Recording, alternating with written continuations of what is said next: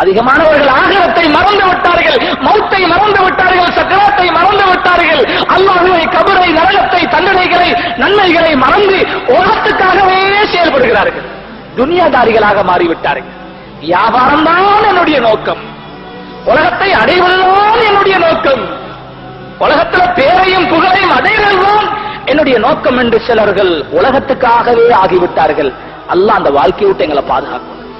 நபி ஸல்லல்லாஹு அலைஹி வஸல்லம் அவர்கள் ஆயிஷா ரலியல்லாஹு அன்ஹா அவங்களோட மடியில் ஒரு நாள் படுத்து கொண்டிருக்கிறார்.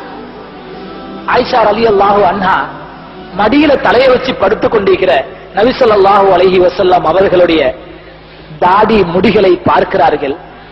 சில முடிகள் நரைச்சிட்டு பழுத்துட்டு.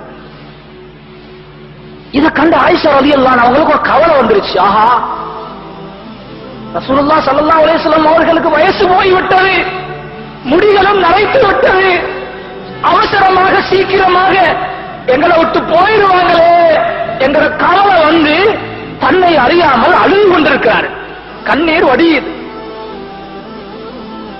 இந்த கண்ணீர் மடியிலே படுத்து கிடந்த நன்றாக தூக்கத்தில் ஆழ்ந்திருந்த நபி ஸல்லல்லாஹு அலைஹி வஸல்லம் அவரோட முகத்துல விழுந்துட்டு முழிச்சிட்டான். ஏன் ஆயிஷா அழுகிறீங்க? இல்ல யா ரசூலல்லாஹ், உங்களோட தாடி முடிகளை பார்த்தேன், தலை முடிகளை பார்த்தேன், பழுத்திருக்குது, நரைச்சிருக்குது, நீங்க உலகத்தை விட்டு போயிருவீங்கிற கவலையில் நான் அழுது கொண்டிருக்கிறேன் யா ரசூலல்லாஹ் என்று ஆயிஷா ரலியல்லாஹு அன்ஹா அவர்கள் சொன்னார். நபி ஸல்லல்லாஹு அலைஹி வஸல்லம் அவர்கள், ஆயிஷாவே, ஒரு மனிதன் உலகத்தை விட்டு பிரிஞ்சிட்டா, மௌத்தாகிட்டா, அவனுக்கு அந்த மையத்துக்கு மிச்சமும் கஷ்டமான கவலையான நேரம் எது என்று கேட்டார். ஒரு கேள்வியை கேட்டாங்க மனைவி. ஆயிஷா ரலியல்லாஹு அன்ஹா அவர்கள் சொன்னார்கள், யா ரசூலல்லாஹ், ஒரு மனிதன் மௌத்தாகிட்டா அந்த மையத்துக்கு மிச்சமும் கஷ்டமான நேரம் மையத்தை வீட்டுல இருந்து வெளியெடுத்துட்டு போற நேரம் இல்லை. நபி ஸல்லல்லாஹு அலைஹி வஸல்லம், இல்ல, வேறொன்று சொல்லுங்களேன். யா ரசூலல்லாஹ், ஒரு மனிதன் மரணித்து விட்டால் அந்த மையத்துக்கு மிச்சமும் கஷ்டமான நேரம் எது தெரியுமா? கபர்ல அவரை கொண்டு தனிமையில் அடக்கிட்டு திரும்பி வாரோமே, இந்த நேரம் தான் மையத்துக்கு கவலைப்பட போகுது என்று சொன்னதற்கு நபி ஸல்லல்லாஹு அலைஹி வஸல்லம் அவர்கள் சொன்னார்கள், இல்லை ஆயிஷா, இல்ல. ஆயிஷா ரலியல்லாஹு அன்ஹா, யா ரசூலல்லாஹ், எனக்குண்டா தெரிய, நீங்களே சொல்லித்தாங்க. நபி ஸல்லல்லாஹு அலைஹி வஸல்லம் அவர்கள் சொன்னார்கள், ஆயிஷா, ஒரு மனிதன் மௌத்தாகி விட்டால், மரணித்து விட்டால், அந்த மனிதனுடைய உடம்பிலிருந்து அவனுடைய உயிர்கள் பறித்தெடுக்கப்படுகிறது. அந்த உயிர்கள் உடம்பிலிருந்தும் நரம்பிலிருந்தும் எலும்புகளிலிருந்தும் பறித்து எடுக்கப்படும் அந்த வேகத்திலே அந்த உடம்பு புண்ணா போய்விடுகிறது. எந்த ஒரு மையத்தும் அந்த காட்சியை தாங்க மாட்டார்கள். ஒரு மனிதன் மரணித்து விட்டால் உடனே என்ன செய்கிறார்கள்? வீட்டில் உள்ளவர்கள் வருகிறார்கள், அடி கழுவ வேண்டும், குளிப்பாட்ட வேண்டும் என்கிறதுக்காக வருகிறார்கள். அந்த மையத்தை உடுத்திருந்த சட்டையை, சாரத்தை, உடுப்புகளை கலட்டுகிறார்கள். கலட்டத் தொடங்கும் பொழுது அந்த மையத்து ஒரு சத்தம் வைக்கிறது, ஐயுகல் ராசில், என்னை குளிப்பாட்டுபவனே, என்னை குளிப்பாட்ட வந்திருப்பவனே, இப்பொழுதுதான் என்னுடைய உடம்பிலே உயிர் கலட்டப்பட்டு உடம்புகள் புண்ணா போயிருக்கிறது. என்னுடைய உடம்பிலிருந்து சட்டைகளை கலட்டும் நீ என்னை மெதுவாக நடந்து கொள், தாறுமாறாக கலட்டி விடாதே, என்னை அந்த பக்கம் இந்த பக்கம் போட்டு புரட்டி புண்ணுடம்பை இன்னும் அழுத்தப்படுத்தாதே என்று ஒவ்வொரு மையத்தும் கெஞ்சுகிறது.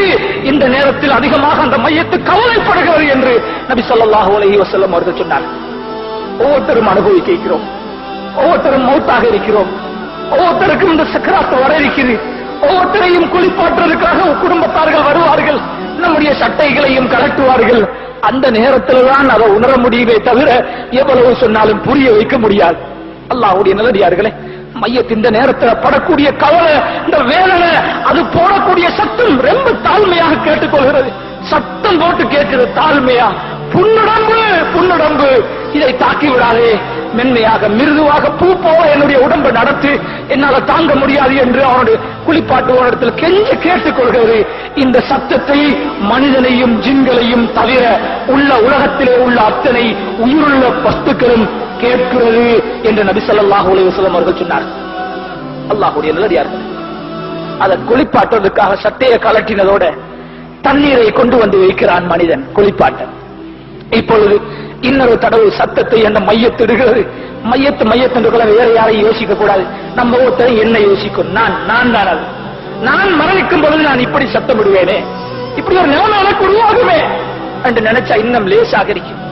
அல்லாஹ்வுடைய நல்லடியார்களே, அந்த மையத்து இரண்டாவது கத்துகிறது, குளிப்பாட்டுவோனே, நீ தண்ணீரை கொண்டு வந்து வைத்திருக்கிறாய், என்னுடைய உடம்பு புண்ணுடம்பு, நீ கொண்டு வந்து வைத்திருக்கும் இந்த தண்ணீர் என்னுடைய உடம்பு தாங்காது, அந்த தண்ணீர் சுடுகிறது, கொஞ்சம் ஆற்றிக்கொள், ஐஸ் தண்ணியை போட்டு ஊத்திடாது, என் உடம்பு தாங்காது, நல்ல சுடு தண்ணியையும் போட்டு என்ன குளிப்பாட்டாது, என் உடம்பு தாங்காது, சூடும் இல்லாமல் கடும் குளிரும் இல்லாமல் நடுப்பட்ட சாதாரண தண்ணீரை என்னுடைய உடம்பிலே மெதுவாக ஊற்றி என்னுடைய உடம்பை இறுக்கமாக தேய்த்து விடாதே, உயிரோடைக்கும் பொழுது என் உடம்பை தேய்க்கிற மாதிரி நான் மௌத்தாகிட்டேன் என்ன அப்படி தேய்க்காது என்று கத்துகிறது.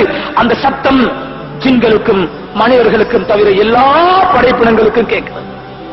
நம்ம வீட்டுல ஒரு பூனை இருந்தா அந்த பூனைக்கும் கேட்கும். அல்லாஹ்வுடைய நல்லடியார்கள், எல்லா மிருகங்களும் கேட்கிறது, எல்லா உயிரினங்களும் கேட்கிறது.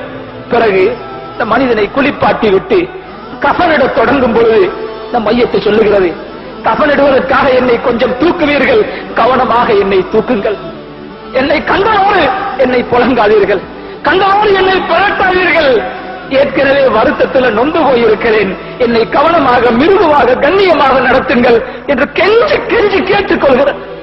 அதனாலதான் குளிப்பாற்ற நேரமும் குடும்பத்தில் உள்ளவங்க அந்த இடத்துல இருக்கணும், குடும்பத்தில் உள்ளவங்க மையத்துடைய வேலைகளை செய்யணும், ரொம்ப கண்ணியமாக நடந்து கொள்வாங்க.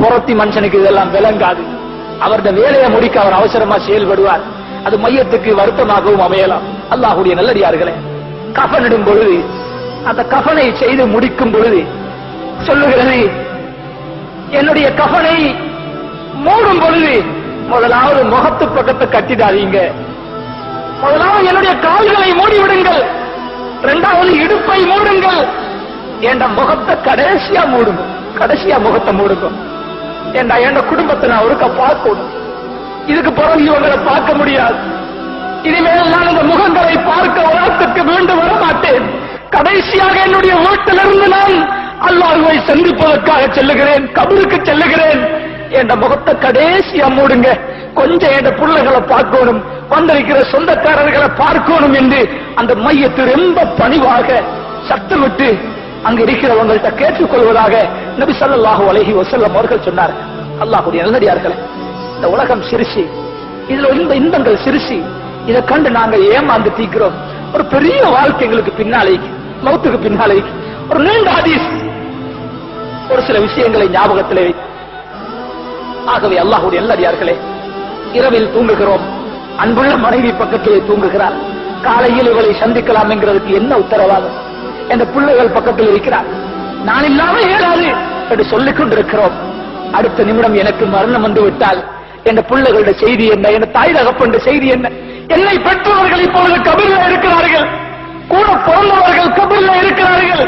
இந்த நிமிடம் என்று வெள்ளிக்கிழமை இந்த நேரத்தில் அவர்களுடைய கபரிலே அவர்களுக்கு என்ன நடந்து கொண்டிருக்கிறது, என்ன நடக்கிறது? சிந்தித்து பாருங்கள் சகோதரர்கள், என்ன நடக்கிறது? சொர்க்கத்தில் இருக்கிறார்களா, நரகப்படுகொலையில் இருக்கிறார்களா? அவர்களுடைய நன்மையின் காரணமாக கபரில் இருந்து உயர்த்தப்பட்டு சுவர்க்கத்துக்கு சென்று விட்டார்களா? அல்லது அவர்களுடைய பாவத்தின் காரணமாக அந்த இருட்டறையிலே நொறுக்கப்பட்டு அல்லாஹ்வுடைய தண்டனைக்கு உட்பட்டு விட்டார்களா? யாருக்கு தெரியும்? இதே நிலைதான் நமக்கும் வரப்போகிறது. ஆகவே உலகத்துல எங்க போனாலும், எந்த நாட்டுக்கு போனாலும் மௌத்த மறந்து மட்டும் வாழக்கூடாது. மௌத்த அடிக்கடி நினைக்கிறது அமல் செய்யறதுக்கு லேசி, தொழுகிறதுக்கு லேசி, ஜிக்ர் செய்யறது லேசி. மௌத்தை நினைக்கிறவன் அமல் லேசி, ஜிக்ர் லேசி, குர்ஆன் ஓதுறது லேசி, குடும்பத்தை தீனுடைய அடிப்படையிலே இஸ்லாமிய அடிப்படையிலே வழிநடத்துறது லேசி, வியாபாரம் செய்யறது லேசி, ஹலாலாக நடந்து கொள்றது லேசி, ஹராத்திலிருந்து தவிர்ந்து கொள்றது லேசி, மௌத்தை முன்வைத்து வாழும் பொழுது. ஆகவே எல்லாரும் அடையவருக்கும் அந்த மரணத்தை அல்லாஹ் நம் அத்தனை பேருக்கும் சாந்தியானதாக ஈடேற்றம் மிக்கதாக ஆக்கி அருள்வானாக. யா அல்லாஹ், எங்களுடைய பாவங்களை மன்னிப்பாயாக, நன்மைக்கு வழிகாட்டுவாயாக, பாவத்திலிருந்து நம்மை பாதுகாப்பாயாக. நாம் எல்லாரையும் காத்துக் கொண்டிருக்கும் அந்த மௌத்தை யா அல்லாஹ், அந்த மௌத்துடைய சக்கராத்தை நமக்கு லேசுபடுத்துவாயாக. சக்கராத்துடைய வருத்தத்தை கொண்டு நம்மை சோதித்து விடாதே யா அல்லாஹ். நம்முடைய உடம்புகள் தாங்காது யா அல்லாஹ். உன்னுடைய அருள் தேவை யா அல்லாஹ், உன்னுடைய கிருபை நமக்கு தேவைப்படுகிறது யா அல்லாஹ். நமக்கு நேரான வழியை காட்டுவாயாக, உனக்கு விருப்பமான வாழ்க்கையை நசீபாக்குவாயாக. நபிகளாரின் வாழ்க்கை வழிமுறைகளை நம்முடைய வாழ்க்கையில் எடுத்து நிற்க தௌபு செய்திடுவாயாக. பாவம் செய்பவர்களை பாவத்திலிருந்து பாதுகாத்திடுவாயாக. நன்மைகளை விட்டும் தூரமாக வாழ்பவர்களை நன்மைகளின் பக்கம் நெருக்கி வைப்பாயாக. உலகத்திலே சுவர்க்கத்துக்காக உழைக்க தௌபு செய்திடுவாயாக. உலகத்துக்காக உழைக்கிறோம் யா அல்லாஹ், உலகத்தை கோடி கோடியாக சேர்த்து வைத்திருக்கிறோம் யா அல்லாஹ். ஆகிரத்தை மறந்திருக்கும் நமக்கு நம்முடைய சிந்தனைகளை தூண்டி விடுவாயாக. கபரை, மௌத்தை, மஹ்ஷரை, சுவர்க்கத்தை, நரகத்தை நம்முடைய முன்னால் வைத்து அதற்காக உழைக்கக்கூடிய நல்லடியார்கள் கூட்டத்தில் நாம் அத்தனை பேரையும் ஆக்கி அருள்வாயாக. ஆமீன் ஆமீன் யா ரப்பல் ஆலமீன்.